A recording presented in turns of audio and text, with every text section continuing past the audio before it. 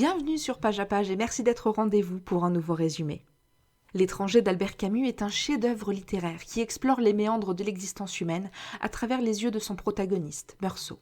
Publié en 1942, ce roman existentialiste emblématique offre une méditation profonde sur l'absurdité de la vie et la nature étrange de la condition humaine. Meursault, un personnage apathique et détaché, se retrouve confronté à la banalité de l'existence et à la complexité des relations sociales. L'œuvre de Camus suscite ainsi des questions existentielles fondamentales tout en mettant en lumière les conséquences de la quête de sens dans un monde dépourvu d'ordre intrinsèque. Cette introduction au résumé de l'étranger d'Albert Camus nous permettra de saisir les nuances de l'histoire de Meursault et d'explorer son rapport avec le monde qui l'entoure et les événements qui le conduiront à une confrontation poignante avec la réalité. Meursault, le narrateur, est un jeune homme habitant Alger.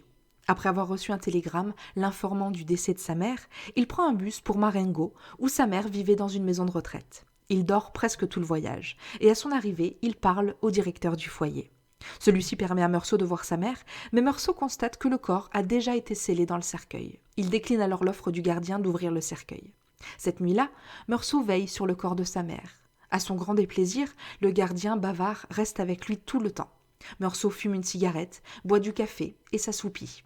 Le lendemain matin, avant les funérailles, il rencontre à nouveau le directeur qui l'informe que Thomas Pérez, un vieil homme très proche de la mère de Meursault, assistera aux obsèques.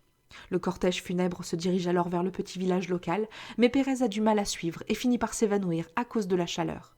Meursault rapporte qu'il se souvient peu des funérailles. Et cette nuit-là, il revient avec plaisir à Alger. Le lendemain, Meursault se rend à la plage publique pour se baigner. Là, il rencontre Marie Cardona, son ancienne collègue. Les deux prennent rendez-vous pour voir une comédie au cinéma le même soir. Après le film, ils passent la nuit ensemble. Et quand Meursault se réveille, Marie est déjà partie. Il reste alors au lit jusqu'à midi, puis s'assied sur son balcon jusqu'au soir, regardant les gens passer dans la rue. Le lendemain, le lundi, Meursault reprend le travail. Il déjeune avec son ami Emmanuel, puis travaille tout l'après-midi. En montant à son appartement cette nuit-là, Meursault rencontre Salamano, un vieil homme qui vit dans son immeuble et possède un chien galeux. Meursault rencontre également son voisin, Raymond, qui est largement connu pour être un proxénète. Raymond invite Meursault à dîner, et au cours du repas, il lui raconte comment il a battu sa maîtresse après avoir découvert qu'elle l'avait trompé. En conséquence, il s'est disputé avec son frère. Raymond veut maintenant tourmenter encore plus sa maîtresse, mais il a besoin que Meursault écrive une lettre pour attirer celle-ci vers lui. Meursault accepte et écrit la lettre cette nuit-là. Le samedi suivant, Marie rend visite à Meursault dans son appartement. Les deux entendent alors des cris provenant de l'appartement de Raymond. Ils sortent dans le hall et regardent arriver un policier. Le policier gifle Raymond et dit qu'il sera convoqué au commissariat pour avoir battu sa maîtresse. Plus tard, Raymond demande à Meursault de témoigner en sa faveur et Meursault accepte. Marie demande de son côté à Meursault s'il veut l'épouser et celui-ci répond avec indifférence, mais il dit qu'ils peuvent se marier si elle le souhaite. Alors ils se fiancent. Le dimanche suivant, Meursault, Marie et Raymond se rendent dans une maison de plage appartenant à l'un des amis de Raymond. Ils nagent joyeusement dans l'océan, puis déjeunent. Cet après-midi-là, le petit groupe rencontre finalement deux Arabes sur la plage, dont l'un est le frère de la maîtresse de Raymond. Une bagarre éclate et Raymond est poignardé. Après avoir soigné ses blessures, Raymond retourne à la plage avec Meursault. Il retrouve les Arabes à une source et Raymond envisage de leur tirer dessus avec son arme, mais Meursault le dissuade et lui enlève l'arme. Plus tard, cependant, c'est Meursault qui retourne à la source pour se rafraîchir, et sans raison apparente, qui tire sur le frère de la maîtresse de Raymond. Meursault est arrêté et jeté en prison, bien sûr. Son avocat semble dégoûté du manque de remords de Meursault pour son crime et lors des funérailles de sa mère. Plus tard, Meursault rencontre le juge d'instruction qui ne comprend pas ses actions. Le magistrat brandit un crucifix et exige que Meursault mette sa foi en Dieu. Meursault refuse, insistant sur le fait qu'il ne croit pas du tout en Dieu. Le magistrat ne peut accepter l'incrédulité de Meursault et le surnomme finalement Monsieur l'Antéchrist. Marie, quant à elle, rend visite à Meursault en prison. Elle se force à sourire pendant la visite et elle exprime l'espoir que Meursault sera acquitté et qu'ils se marieront. En attendant son procès, Meursault s'adapte lentement à la vie carcérale. Son isolement de la nature, des femmes et des cigarettes le tourmente au début, mais il finit par s'adapter à vivre sans eux. Bientôt, il ne remarque même pas leur absence. Il parvient à garder son esprit occupé et il dort presque toute la journée. Finalement, Meursault est conduit au palais de justice tôt le matin de son procès. Les spectateurs et les membres de la presse remplissent la salle d'audience.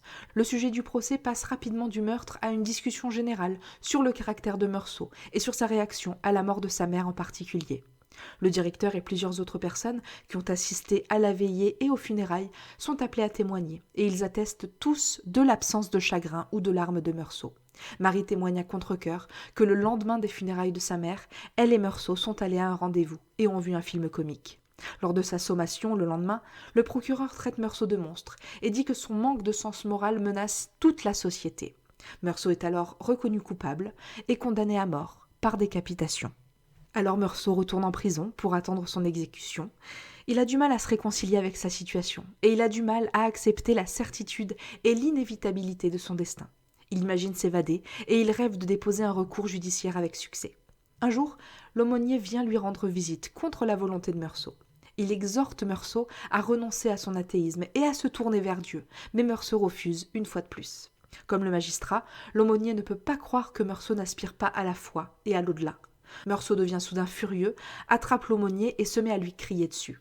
Il déclare qu'il a raison de croire en un monde purement physique, sans signification. Pour la première fois, Meursault embrasse véritablement l'idée que l'existence humaine n'a plus de sens. Il abandonne tout espoir pour l'avenir et accepte la douce indifférence du monde. Cette acceptation, à l'aube de son exécution, rend finalement Meursault heureux. Et c'est tout pour ce résumé court de L'étranger d'Albert Camus. Merci beaucoup de l'avoir suivi.